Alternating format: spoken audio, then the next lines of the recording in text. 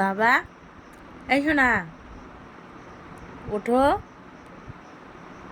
Hello বন্ধুরা, তোমরা সকালে কেমন আছো? আশা করি তোমরা সকালে খুব খুব ভালো আছো। আমিও খুব ভালো আছি। মঙ্গলবারের একটা নতুন ব্লগে জয়েস লাইফস্টাইলে তোমাদের সকলকে স্বাগত জানিয়ে এখন বাজে সকাল 6:35। এখন থেকে তোমাদেরকে সঙ্গে নিয়ে ব্লগটা স্টার্ট করছি। আজ একাদশী, কিন্তু আমার একটু সমস্যা হয়েছে, পুজো আশ্রা দিতে পারবো না।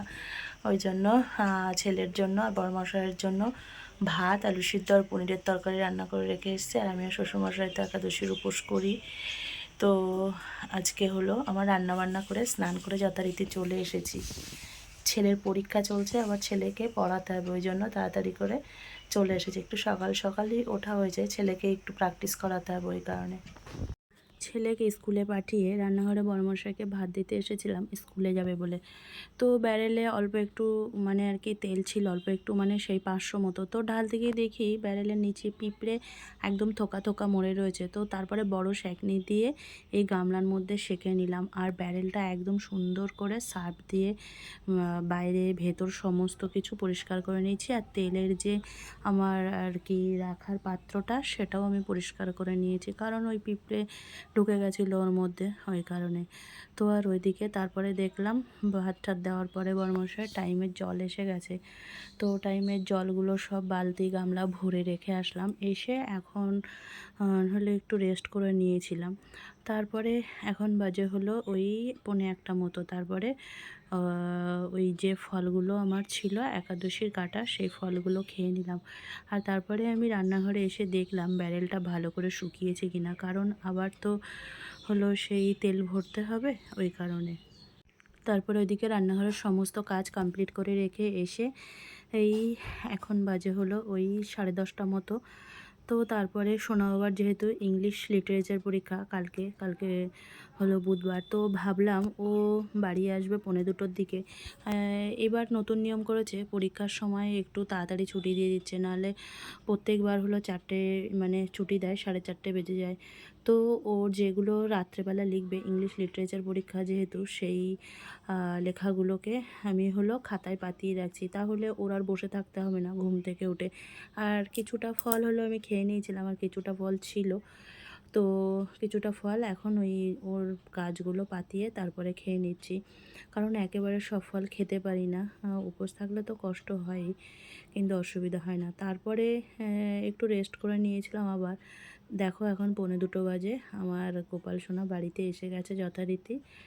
আর ও যেহেতু জুতোটা খোলে, বললাম তুমি হাতে করে নিয়ে যাও, ও জুতো পরে ওঠে তো সিঁড়িতে আবার জল দিয়ে নিতে হবে। আর ভাবছি বিকেলে ঘর মুছি, তো আজকে এখনই মুছে নেব, বিকেলে আর মুছতে হবে না। এখন বাজে ওই 5:05 মতো।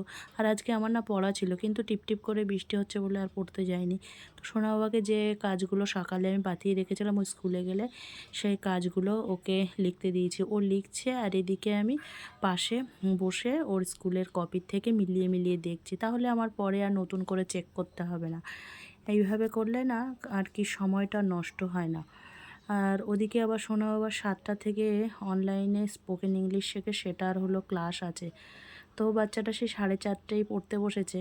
4:30 থেকে 6:10 পর্যন্ত পড়িয়ে নিয়েছি, তারপরে 7টা থেকে 8টা পর্যন্ত অনলাইন ক্লাস করে তারপরে আবার পড়িয়ে নিয়েছি। এখন বাজে 9টা বাজতে 10 মিনিট বাকি। ও বললো মা ভাত দিয়ে দাও।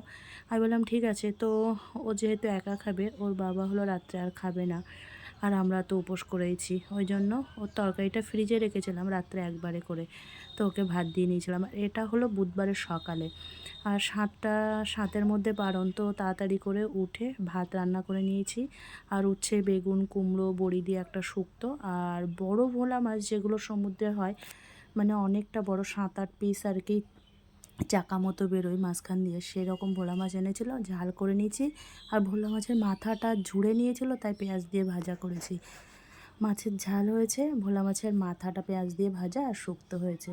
তো এদিকে আমি সমস্ত কাজ কমপ্লিট করে আবার পারণ করতে হবে, স্নান করব, সোনা বাবাকে ডাকতে এসেছি। আর ঠান্ডা ঠান্ডা পড়েছে, তো কাঁথা গায়ে দিয়ে দেখো ঘুমাচ্ছে, আমি ডাকছি এদিকে, আরও চোখ মেলছে এদিকে। তারপরে ওকে ডেকে দিয়ে বিছানাটা ভালো করে ঝেড়ে নিলাম। আর স্কুল ড্রেসগুলো বের করাই আছে, তো দেখতে পাচ্ছ। আর আমি স্নান করে যথারীতি চলে এসেছি তাড়াতাড়ি করে, ওকে আবার পড়াবো। ওকে পড়ানোর পরে আবার আমার বাচ্চারা পড়তে আসে, তো তো ওকে ভাবছি একটু পড়িয়ে নিই, তারপরে বাচ্চাদেরকে পড়িয়ে নেব। তো বন্ধুরা, কালকে হলো মঙ্গলবার ছিল, কালকে ব্লগটা এন্ড করতে পারিনি, কারণ হলো উপোস করলে সেদিন শরীরটা খুবই খারাপ থাকে।